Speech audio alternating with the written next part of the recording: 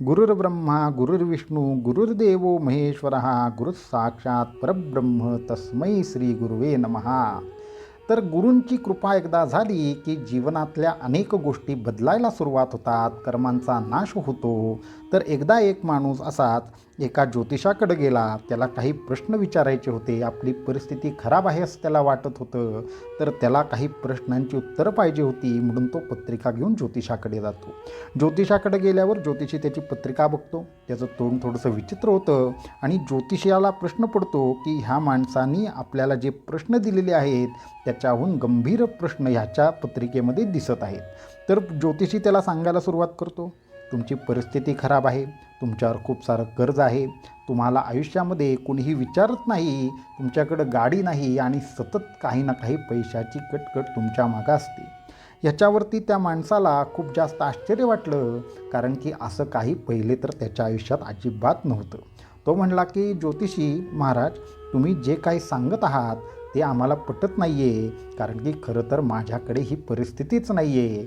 मी तुम्हाला खरं तर विचारायला आलो की माझ्या घरामध्ये सतत कुठल्या ना कुठल्या कारणामुळे माझी सतत भांडणं होतात, पण माझ्याकडे नोकर चाकर आहेत, 2 घरं आहेत, माझा फ्लॅट आहे, माझी गाडी आहे आणि सर्व गोष्टी माझ्याकडे भरभरून आहेत. तर ज्योतिषाला आश्चर्य वाटतं. तर ते म्हणतात, एकतर तुमची पत्रिका चुकीची आहे किंवा तुम्ही खोटं बोलताय, आणि पत्रिका जर तुमची नीट असेल तर तुम्ही जे सांगताय ते शक्य नाही. तर त्याच्यावरती तो म्हणतो, नाही, माझी ही पत्रिका पण बरोबर आहे, आमच्या इकडच्या ज्योतिषांनी काढलेली आहे आणि तुम्ही जे सांगताय ते कुठलेही प्रॉब्लेम माझ्या आयुष्यात नाहीत. त्याला प्रश्न पडतो.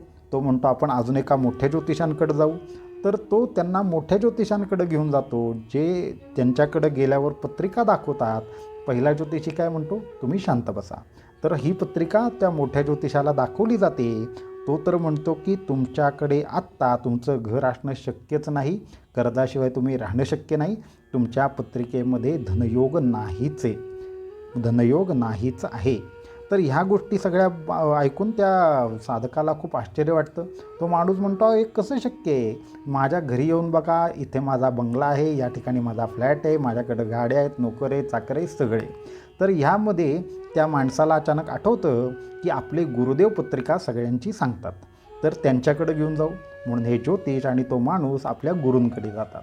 गुरूंकडे गेल्यानंतर गुरु त्याची तीच पत्रिका घेतात आणि सांगतात की ह्याच्याकडं धन आहे, दौलत आहे, प्रसिद्धी आहे, पैसा आहे, सगळं आहे. त्यावर त्या ज्योतिषांना आश्चर्य वाटतं. ते म्हणतात, अहो तुम्ही काहीही काय सांगताय, याला गुरुबळ नाही, याला शनिबळ नाही, याला मंगळाचं बळ नाही. बरं, गुरु आणि मंगळ युती आहे, त्यामुळं ह्यांना कुठल्याही प्रकारे यांना धन किंवा कुठल्याही प्रकारे प्रसिद्धी असा योग नाही. उलट ह्या माणसाच्या पत्रिकेत सततच्या कर्जाच्या समस्या आहेत. तर त्याच्यावर गुरु काय म्हणतात की हे जे तुम्ही सांगताय ते ह्याच्या दीक्षा घेण्याच्या पूर्वीचं सांगताय. हा जसा साधनेशी कनेक्ट झाला, जशा पद्धतीने साधना चालू केली, तसं तसं याच्या आयुष्यातल्या कर्मदशेला मी बदललं. याच्या पत्रिकेत आता त्याच गोष्टी होतील ज्या गोष्टी आमची इच्छा असेल, कारण की गुरु जेव्हा दीक्षा देतात तेव्हा फक्त तुम्हाला मंत्र देत नाहीत, फक्त तुम्हाला एक साधना देत नाहीत, तर तुमच्या कर्माचा नाश करण्यासाठी एक विशेष शक्ती गुरु तुम्हाला देतात. आणि गुरुकृपा ही अशी असते, कल्पवृक्ष पण तेवढ्याच गोष्टी देतो ज्याची तुम्ही कल्पना करता, पण गुरुकृपा मात्र कल्पना न केलेल्या गोष्टी पण तुम्हाला देऊ शकते. म्हणून कल्पवृक्षापेक्षा सुद्धा गुरूंच्या साधनेचं फळ श्रेष्ठ सांगितलेलं आहे. म्हणून साधकांनी जर त्यांचं भविष्य बदलायचं असेल, भाग्य बदलायचं असेल, तर गुरूंकडे जावं. मग त्या साधकाला कळलं की आपल्या आयुष्यामधल्या समस्या तर आपल्याला दिसतात, पण गुरु जे आपल्या आयुष्यातनं टाळतात, ज्या समस्यांचा नाश करतात, त्या आपल्याला दिसत नाहीत. म्हणून गुरु हे सर्वश्रेष्ठ आहेत. ब्रह्मा विष्णू महेश या संपूर्ण सगळ्या देवता त्यांची कार्य निश्चित आहेत.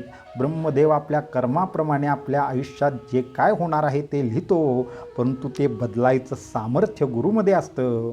म्हणून गुरुकृपा हीच सर्वश्रेष्ठ कृपा आहे आणि गुरुकृपेच्या माध्यमातूनच आपल्या आयुष्यामध्ये प्रत्येक ती गोष्ट आपल्याला मिळू शकते ज्याची आपण कामना करतो, जी गोष्ट आपल्याला प्राप्त करायची असती. म्हणून मी सांगतो, गुरूंच्या शब्दालाच ब्रह्मवाक्य म्हणून साधना जो साधक करतो त्याचं कल्याण नेहमी होतं आणि त्याच्या आयुष्यात कधीही कुठली वाईट गोष्ट होत नाही. अवधूत चिंतन श्री गुरुदेव दत्त.